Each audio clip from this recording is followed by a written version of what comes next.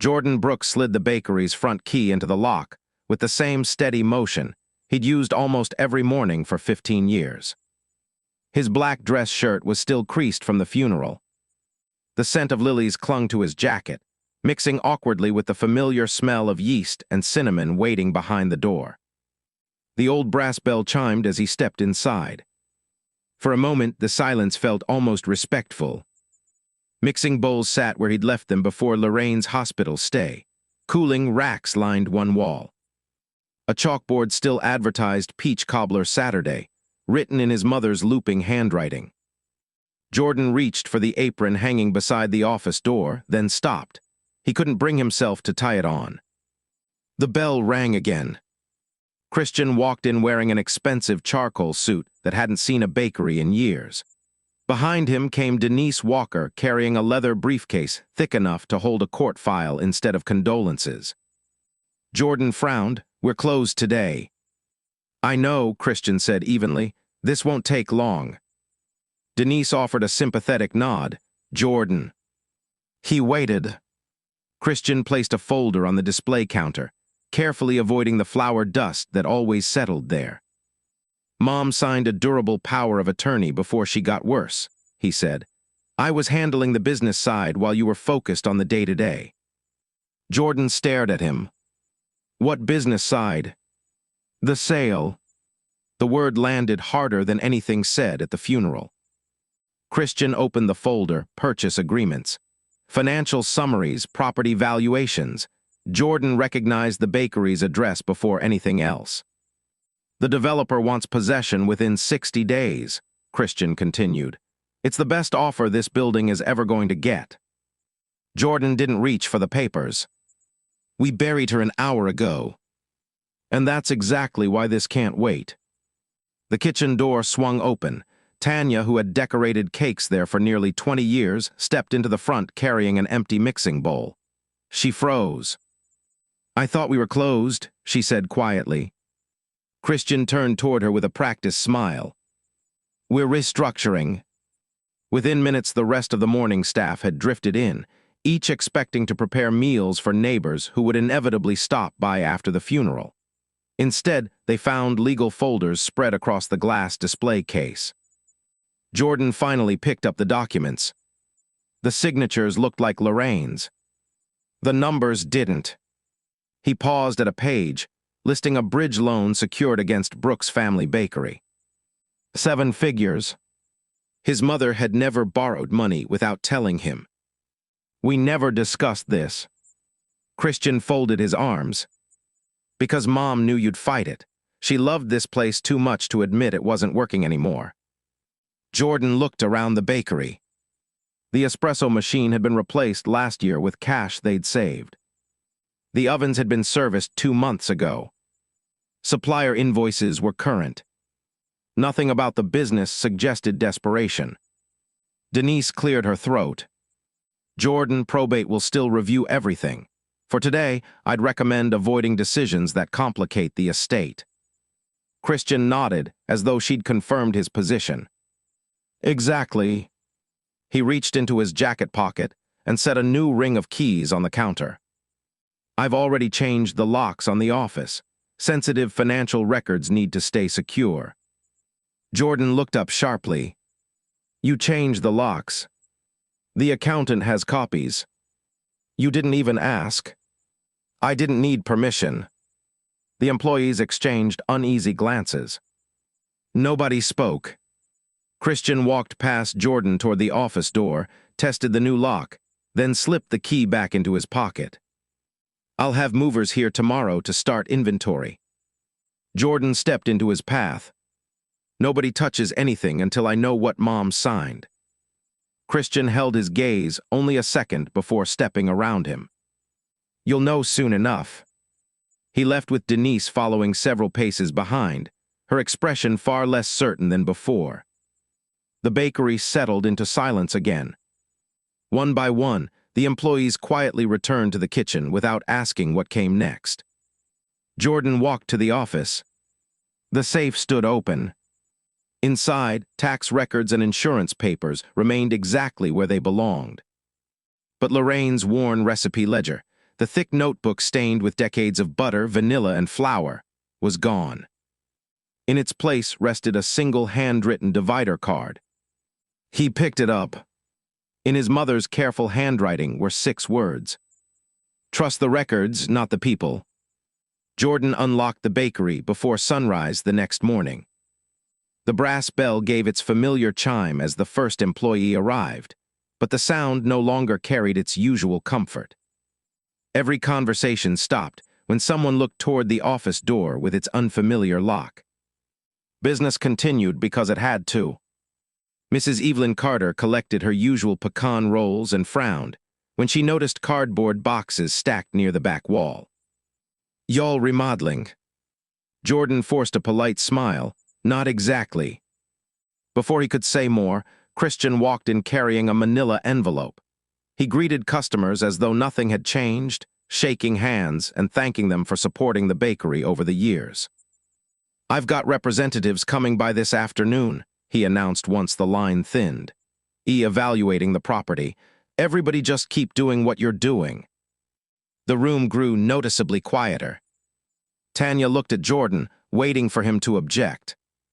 He didn't. Not yet. Christian mistook the silence for agreement. By mid-morning, 2 men in business casual clothes walked through the kitchen with clipboards, measuring walls, photographing storage areas, and discussing ceiling heights. One pointed toward the proofing room. "That'll probably come out." "The ovens too," the other replied. Jordan continued kneading dough without looking up. The rhythm kept his hands steady while his attention stayed elsewhere. The office, the loan paperwork, the dates. When the visitors left, Jordan climbed the narrow staircase leading to the attic storage room. Decades of labeled banker boxes filled the shelves. Lorraine believed paperwork deserved the same care as recipes. Every supplier invoice, every utility bill, every trademark renewal, every tax filing. Jordan pulled down 3 boxes marked vendor contracts and carried them downstairs. That afternoon, Denise stopped by without Christian. "I've been reviewing what he gave me." Jordan poured coffee into 2 chipped mugs. "And..." She hesitated. "The signatures look consistent." "But..." She looked toward the office. "Your mother signed documents differently depending on what they were."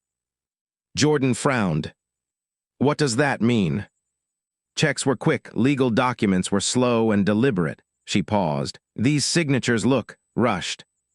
She wasn't accusing anyone. She simply sounded uncertain. For the first time since the funeral, Jordan saw hesitation replacing confidence. After closing, the bakery became quiet enough to hear the old refrigerator humming in the back. Jordan spread invoices across one of the stainless steel work tables. Butter, flour, sugar, packaging, everything lined up. Then something didn't. A supplier invoice showed a delivery of commercial refrigeration, unit 6 months earlier. Jordan remembered that month clearly. Nothing had been installed. He checked another folder. The invoice had been paid. He found another. Industrial mixers. Never delivered.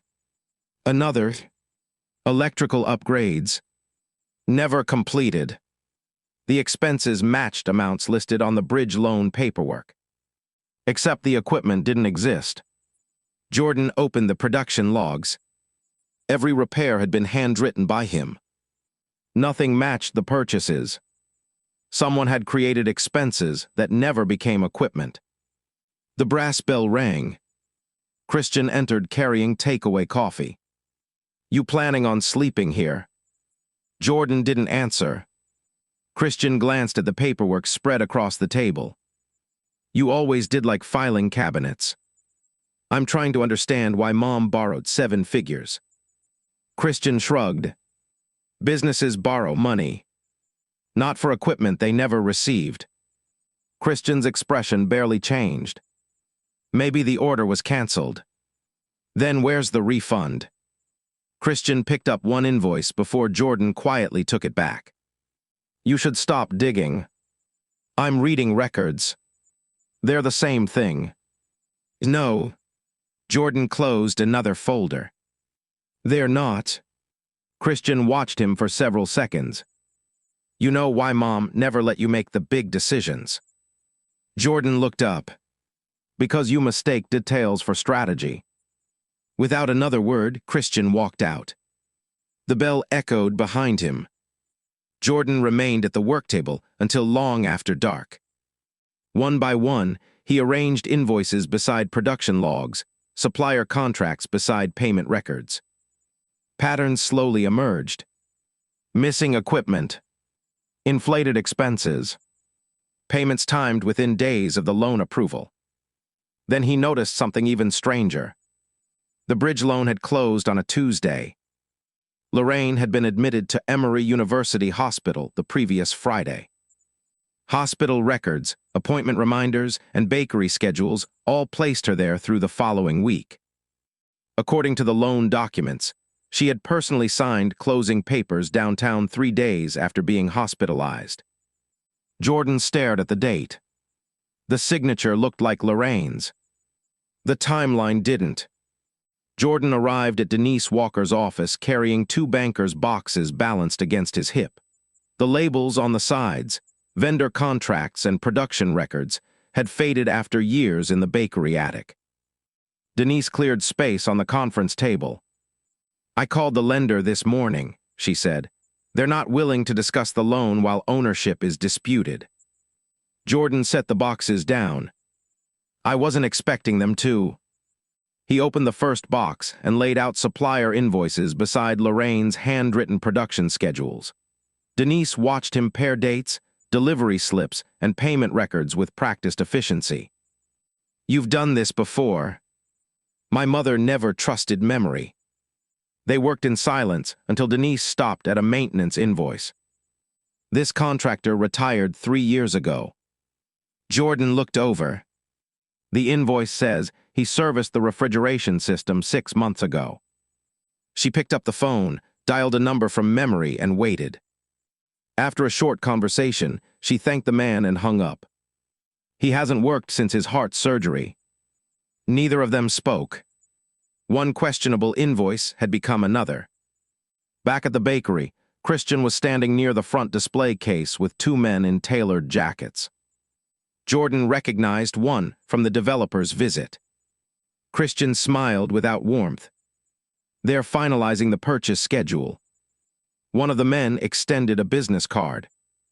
We'll need access to the building next Thursday for another inspection. Jordan accepted the card but didn't respond. The customer line had formed behind them. Mrs. Carter waited patiently, purse tucked beneath her arm. I'll have my usual. Jordan stepped behind the counter. He filled her order while Christian continued discussing demolition timelines a few feet away. The contrast wasn't lost on anyone. Mrs. Carter quietly asked, "They're really closing this place?" Jordan folded the bakery box. "I don't know yet." She nodded once, paid for her order, and touched his arm before leaving. Nothing else needed saying. That evening, Jordan unlocked the attic storage again. Most of Lorraine's records had been meticulously labeled. One cabinet hadn't. Its drawers held old birthday cards, newspaper clippings, faded photographs, and envelopes secured with rubber bands. Near the back sat a plain metal recipe tin Jordan hadn't opened since childhood. Inside weren't recipes. There were index cards. Each carried short handwritten notes. Renew trademark. Update supplier agreement. Call Denise after annual filing. The dates stretched across nearly a decade. At the bottom rested a folded sheet of stationery. Jordan unfolded it carefully.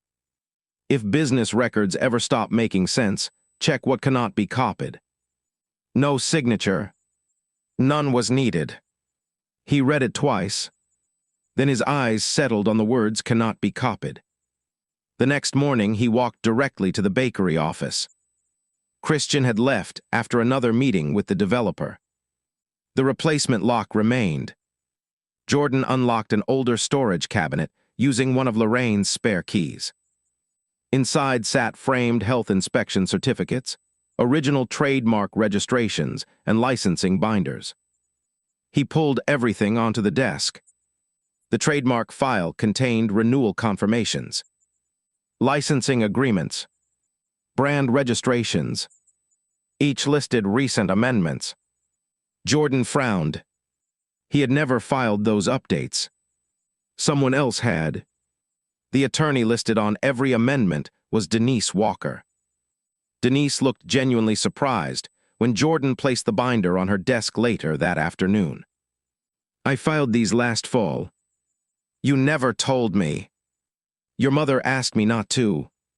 She turned several pages, her expression tightening. "I remember Lorraine insisting we separate certain assets." "Separate them from what?" "The property." Jordan leaned forward. "Why?" Denise didn't answer immediately. Instead, she opened her document system and searched Lorraine's file. A second estate matter appeared beneath the probate records, one she hadn't reviewed since Lorraine's death. Her shoulders stiffened. "I need to request the original documents from storage." Today. Across town, Christian signed preliminary closing papers with the developer. The buyer wanted confirmation that all business assets transferred with the building. Christian assured them everything was included. The final closing was scheduled for the following week. Late that afternoon, Denise called Jordan back to her office. A sealed envelope rested on her desk. Lorraine's signature crossed the flap. Written beneath it were simple instructions: to be opened only if ownership of Brooks Family Bakery is contested after my death. Denise carefully broke the seal. She removed several notarized documents, reading faster with each page. Finally, she looked up. Her voice remained calm, but the certainty had returned. "Jordan." She slid the first page across the desk. "Your mother transferred the bakery's trademarks, recipes, licensing rights, supplier agreements, and commercial identity into an irrevocable living trust." Jordan stared at the page. "The trustee." Denise met his eyes. "It is you." Outside her office window, traffic continued along Peachtree Street as though nothing had changed. Inside, the deadline for the bakery's sale had suddenly become something very different. The conference room overlooking the vacant lot behind Brooks Family Bakery smelled faintly of fresh paint and coffee. A stack of closing documents sat in front of the developer's attorney. Christian arrived first, relaxed enough to joke with the project manager about future retail tenants. Jordan entered a few minutes later with Denise Walker. He carried a slim binder instead of the overflowing boxes that had followed him all week. Christian glanced at it and smiled. "You finally decided to cooperate." Jordan took a seat without answering. The title company representative began the meeting. "We're here to finalize the transfer of the property located on Ralph David Abernathy Boulevard." The developer's attorney nodded. "Our due diligence is complete unless there are additional disclosures." Denise opened her briefcase. "There are." The room quieted. She placed a certified copy of Lorraine Brooks's irrevocable living trust on the table.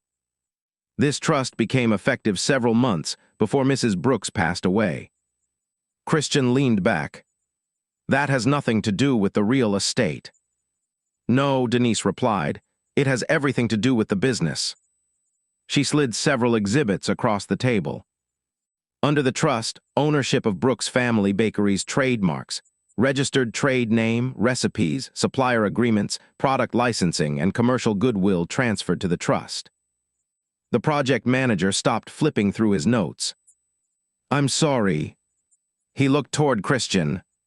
"So what exactly are we buying?" Christian answered before Denise could. "The bakery." Denise calmly shook her head. "The building." She pointed to another document. "The bakery's operating identity is not part of this transaction." The attorney for the developer frowned as he reviewed the trust. Our offer assumed the business transferred with the property. It does not. He looked toward Jordan. So the name stays with you. The name, Jordan said, and everything customers associate with it. Silence settled over the room. The attorney turned another page. Recipes. Protected. Supplier contracts. Assigned to the trust. The brand. Also protected. The project manager slowly closed his notebook. We're not purchasing an operating bakery. No. We're purchasing an empty commercial building. Denise nodded. That's correct. Christian's confidence slipped for the first time. The building still has value. It does, the attorney replied evenly. Just not the value we negotiated. He turned to the title company representative. I need a recess. 20 minutes later, the meeting resumed. The developer had already reached a decision. We're suspending the closing. Christian stared across the table. You can't walk away now. We're exercising our due diligence rights. The contract was based on representations that the business transferred with the property. Christian looked toward Denise. You knew about this. I knew your mother wanted these documents opened only if ownership became disputed. And you waited until today. I followed her instructions. As the meeting dissolved, 2 officials from the lending bank entered the conference room carrying identification badges. One addressed Christian directly. Mr. Brooks. Christian turned. We've been notified of material discrepancies involving the collateral supporting your bridge loan. His expression tightened. There must be some misunderstanding. We're hoping there is. The investigator placed a folder on the table. We'll need the original loan package, supporting financial statements, and all executed signature pages. Christian glanced toward his briefcase. I don't have those with me. We'll arrange another meeting. The investigator remained polite. In the meantime, we'd appreciate it if you didn't dispose of any business records. Jordan watched without speaking. Nobody in the room appeared interested in the failed sale anymore. Every conversation had shifted toward the loan. Outside the building, Christian caught up with Jordan in the parking lot. You think you've won? Jordan unlocked his truck. I think Mom knew something was wrong. Christian laughed once, though there wasn't much confidence left in it. You're hiding behind paperwork. Jordan looked at him. No. He closed the truck door. I'm standing on it. Christian started to respond, but one of the bank investigators stepped outside and called his name. He hesitated. For the first time since returning to Atlanta, Christian looked uncertain about which direction he should walk. Jordan drove away. Back at the bakery, he unlocked the front door for the evening cleaning crew. The brass bell rang above him. Inside, Tanya was wiping down the display cases. She looked up. How'd it go? Jordan hung his jacket on the same hook where his apron still waited. The bakery isn't being sold. She smiled for the first time all week. Before either of them could say another word, Jordan's phone vibrated. The caller ID showed Denise. He answered. Her voice stayed measured. The bank has requested every original document connected to Christian's loan. Jordan looked toward the office where Lorraine had kept decades of carefully organized records. For the first time, those records wouldn't just protect the bakery. They would have to answer questions no one could avoid anymore. The bakery stayed closed for 2 weeks. Not because of the sale, because every morning began with another request for records. Jordan carried labeled boxes from the office to conference rooms, where bank investigators, attorneys, and auditors worked through Lorraine's files one document at a time. The same careful system she had built over decades now answered questions faster than anyone expected. One investigator paused over a loan document and compared it with hospital admission records already in the file. The dates don't line up. They didn't ask Jordan for an explanation. The paperwork spoke for itself. Christian called twice during the first week. Jordan let both calls go to voicemail. The third time, Christian left a message. "I never meant for it to get this far." Jordan deleted it without listening again. There wasn't anything left to argue about. By the following Monday, the developer formally withdrew its offer.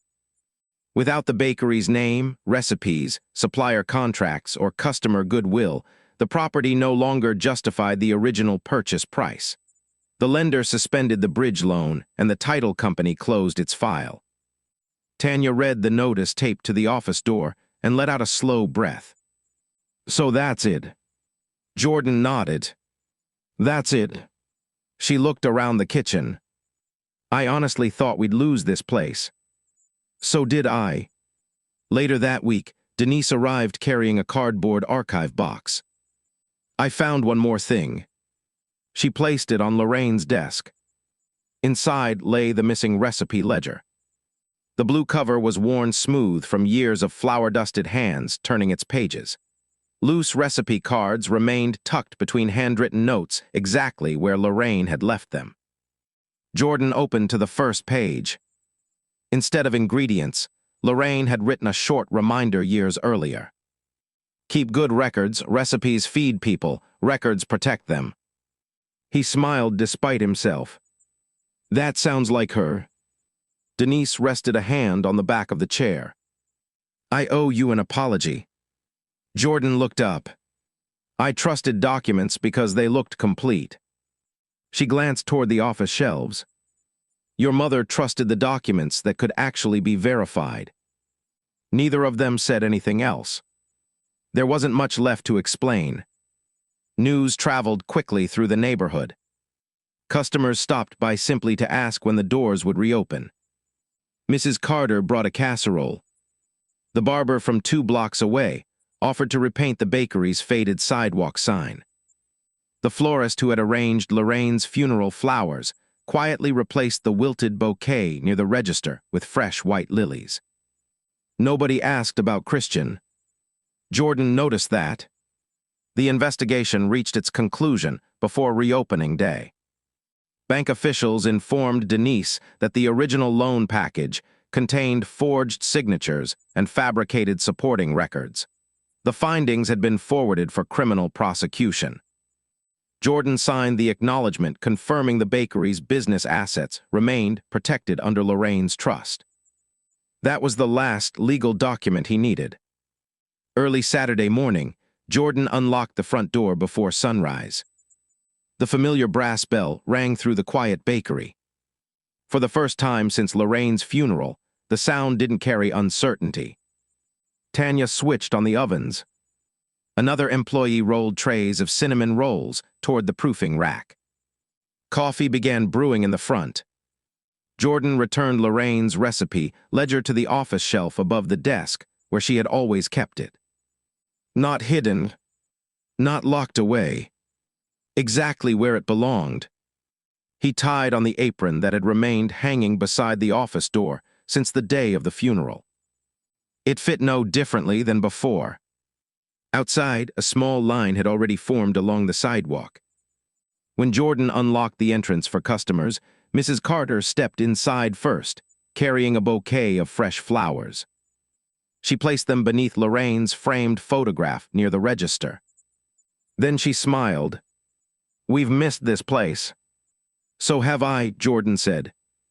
The room slowly filled with familiar voices, the scrape of chairs, the hiss of the espresso machine, and the smell of warm bread rising from the ovens.